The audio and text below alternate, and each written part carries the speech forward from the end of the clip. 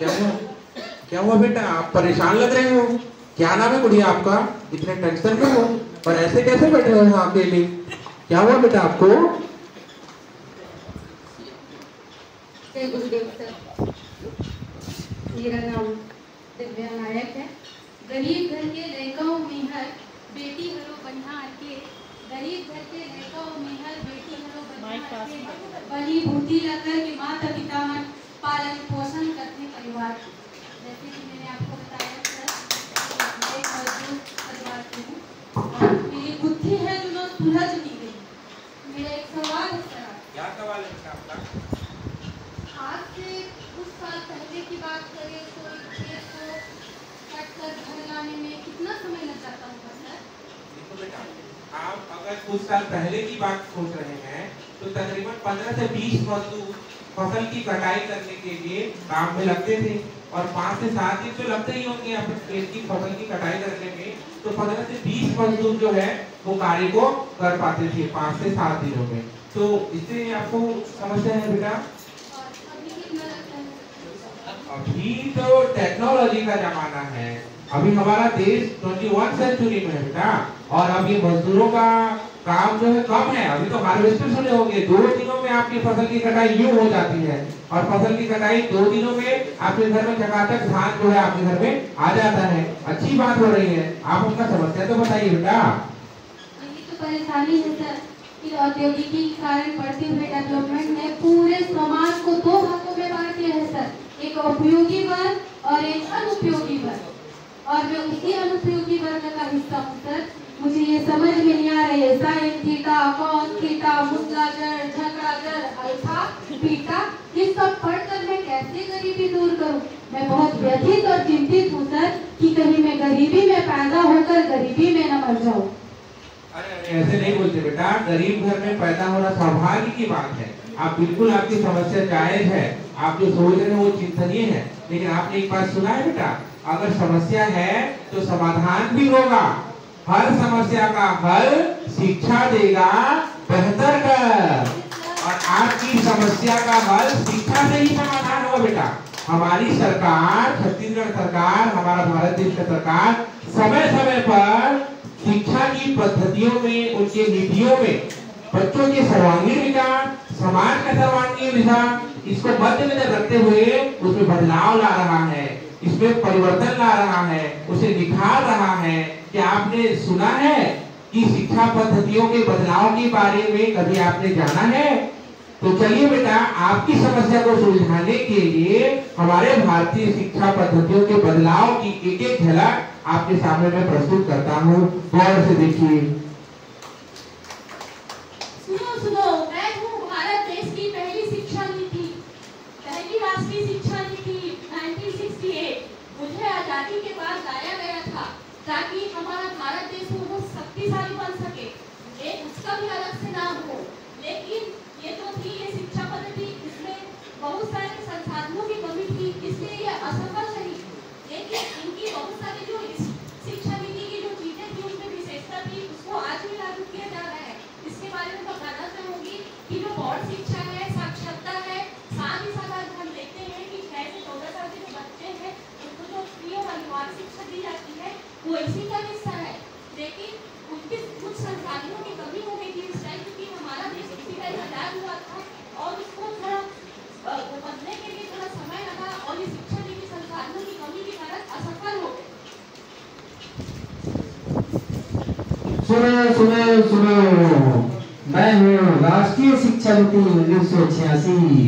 मेरे द्वारा शिक्षकों के प्रशिक्षण के लिए डाइट की स्थापना की गई और ग्रामीण बच्चों के विकास के लिए, उसको आगे लाने के लिए नवोदय विद्यालयों की स्थापना की गई और जो असाक्षर थे उनको साक्षर करने के लिए साक्षरता अभियान ऑपरेशन ब्लैक बोर्ड चलाया गया और जो शिक्षा प्रणाली है उसको 10 धन 2 धन 3 किया गया। मैं हूँ राष्ट्रीय शिक्षा नीति 1986।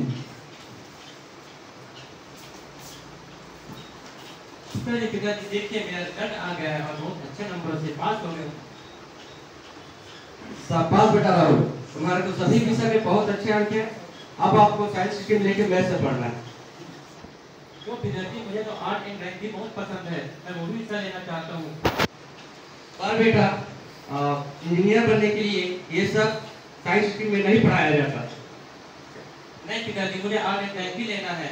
मैं बहुत मैथ और साइंस तो मजे लूंगा, लेकिन उसके साथ मुझे वो भी लेना था। नहीं बेटा, आपको अपने कैरियर के लिए अपने शौक को त्याग करना पड़ेगा। अरे राहुल, क्या हुआ? इतने परेशान क्यों हो तुम? क्या हुआ तुम्हें? सर जी, मुझे आर्ट एंड ड्राइंग बहुत पसंद है, केवल लेकर ही पढ़ना पड़ेगा। अरे नहीं बेटा, तुम तो विज्ञान विषय के साथ ह्यूमैनिटी भी पढ़ सकते हो, आर्ट्स एंड क्राफ्ट भी पढ़ सकते हो। अब वो समय गया, हमारी नई शिक्षा नीति इसी बात पे तो बल देती है। अब बच्चों की शिक्षा होगी उनकी रुचि अभिरुचि के अनुसार, उनकी दक्षता के अनुसार। अब बेटा तुम विज्ञान के विषयों के साथ ह्यूमैनिटी ले सकते हो, ह्यूमैनिटी के साथ विज्ञान का विषय ले सकते हो। कॉमर्स पास बेटा राहुल, तुम्हारे तो सभी विषय में बहुत अच्छे अंक हैं। अब आपको साइंस स्ट्रीम लेके मैथ से पढ़ना है। जो विद्यार्थी मुझे तो आर्ट एंड ड्राइंग भी बहुत पसंद है, मैं वो भी हिस्सा लेना चाहता हूँ। पर बेटा इंजीनियर बनने के लिए ये सब साइंस स्ट्रीम में नहीं पढ़ाया जाता। नहीं पिताजी, मुझे आर्ट एंड ड्राइंग भी लेना है। मैं बहुत मैथ और साइंस तो मजे लूंगा, लेकिन उसके साथ मुझे वो भी लेना था। नहीं बेटा, आपको अपने कैरियर के लिए अपने शौक को त्याग करना पड़ेगा। अरे राहुल, क्या हुआ? इतने परेशान क्यों हो तुम? क्या हुआ तुम्हें? सर जी, मुझे आर्ट एंड ड्राइंग बहुत पसंद है, केवल लेकर ही पढ़ना पड़ेगा। अरे नहीं बेटा, तुम तो विज्ञान विषय के साथ ह्यूमैनिटी भी पढ़ सकते हो, आर्ट्स एंड क्राफ्ट भी पढ़ सकते हो। अब वो समय गया, हमारी नई शिक्षा नीति इसी बात पे तो बल देती है। अब बच्चों की शिक्षा होगी उनकी रुचि अभिरुचि के अनुसार, उनकी दक्षता के अनुसार। अब बेटा तुम विज्ञान के विषयों के साथ ह्यूमैनिटी ले सकते हो, ह्यूमैनिटी के साथ विज्ञान का विषय ले सकते हो, कॉमर्स का विषय ले सकते हो। बेटा इसमें कोई दिक्कत नहीं है। ठीक है बेटा, अब तुम अपने कैरियर के साथ अपना शौक पूरा करो। शाबाश बेटा। हमारी राष्ट्रीय शिक्षा नीति, जिसे हम सभी बहुत अच्छे से परिचित हैं, ये हमारी राष्ट्रीय शिक्षा नीति 2020। इस हमारी शिक्षा नीति का मूल उद्देश्य है भारतीय परंपराओं के अनुरूप शिक्षण व्यवस्था कर भारत को वैश्विक ज्ञान का गुरु के रूप में स्थापित करना है। अब हम हमारे बच्चे पढ़ कर नहीं, कर करके सीखेंगे। अब हम हमारे बच्चों में राष्ट्रीयता की भावना, राष्ट्रीयता की भावना को जागृत करेगी। ये हमारी शिक्षा नीति इस बात पर बल देती है कि हमारे बच्चों को सिर्फ मूल अधिकार ही नहीं, मूल कर्तव्यों का भी बोध होना चाहिए। ये ऐसी शिक्षा नीति है जिसमें हमारे भारतीय बच्चे इस को भारतीय होने पे गर्व होगा, और ये भारतीय होने पे गर्व सिर्फ व्यवहारिक ना होंगे, उनके सिद्धांत में, उनके आहार में, उनके आचार विचार में दिखेगा। इस शिक्षा नीति के बहुत सारे व्यापक उद्देश्य है, जिसमें एक महत्वपूर्ण उद्देश्य है वैश्वीकरण की नागरिकता हासिल करना। आइए हम राष्ट्रीय शिक्षा नीति के कुछ महत्वपूर्ण बिंदुओं पर प्रकाश डालते हैं। हम देखते थे कि पहले शिक्षा पद्धति में 10+2 की व्यवस्था थी, लेकिन छात्रों के बीच में इसे चेंज करके 5+3+3+4 किया गया है। पहले बच्चे थे, हम देखते हैं कि सारे बच्चे 6 से 7 वर्ष की स्कूल जाते थे, लेकिन हम देखते हैं कि इस शिक्षा प्रणाली के तहत ये 5+ में जो होता है, बच्चे बालवाड़ी से अपना क्लासेस स्टार्ट करते हैं। उसके बाद बालवाड़ी कंप्लीट होती है, उनकी इसमें जूनियर नर्सरी होती है, फिर जूनियर नर्सरी होता है, सीनियर नर्सरी होता है। उसके बाद क्लास 1 और क्लास 2 के पढ़ाई कंप्लीट करते हैं। फिर क्लास 3 में ये होता है कि बच्चे क्लास 3, क्लास 4 और क्लास 5 की पढ़ाई करते हैं। फिर क्लास 3 में ये होता है कि बच्चे मिडिल स्तर की पढ़ाई अपनी कंप्लीट करते हैं, क्लास 6, क्लास 7, क्लास 8। प्लस 4 का मतलब होता है कि बच्चे अपने 9 की, 10 की, 11 की और 12 की कक्षाएं पूरी करते हैं। इस तरह से ये 5+3+3+4 की प्रणाली है। Thank you. स्थानीय भाषा में शिक्षा।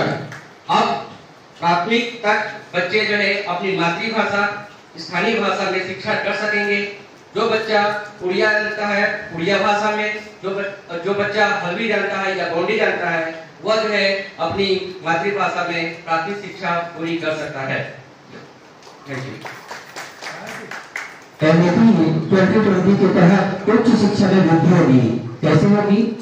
NEP 2020 के तहत समता समानता का समावेश किया गया है और प्रवेश प्रक्रिया को सरलीकरण किया जाएगा और भाषाई, भौगोलिक और लैंगिक समानता या अवरोध जो है उसको दूर किया जाएगा। NEP 2020 राष्ट्रीय शिक्षा नीति 2020 में सभी छात्रों को व्यावसायिक शिक्षा दिया जाएगा।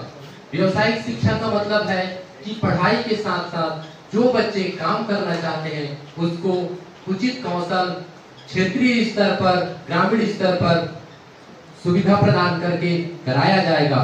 जो बच्चा इलेक्ट्रीशियन का काम सीखना चाहता है उसके लिए कक्षा 6वीं से ही इलेक्ट्रीशियन का काम सिखाया जाएगा। जो बच्चा बिजनेस करना चाहता है उसको कक्षा 6वीं से ही बिजनेस के फील्ड में बाजार में ले जा करके या हमारे बाल मेला आयोजित करके उनको व्यवसाय की शिक्षा प्रदान किया जाएगा। यह है नई शिक्षा नीति 2020 में।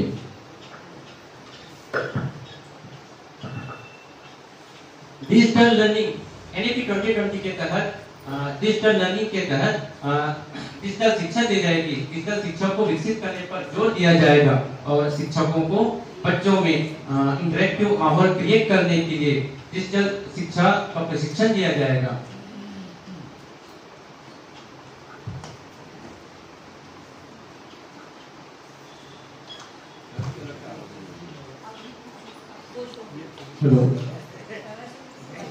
अरे वाह बेटा, अब तुमको समझ आया कि हमारी शिक्षा में कितनी ताकत है।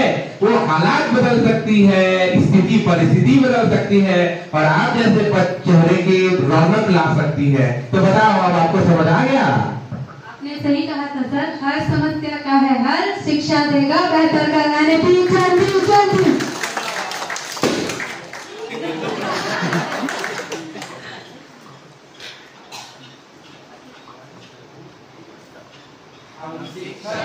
हम शिक्षा की तस्वीर बदलते हैं। हम शिक्षक हैं, हम शिक्षा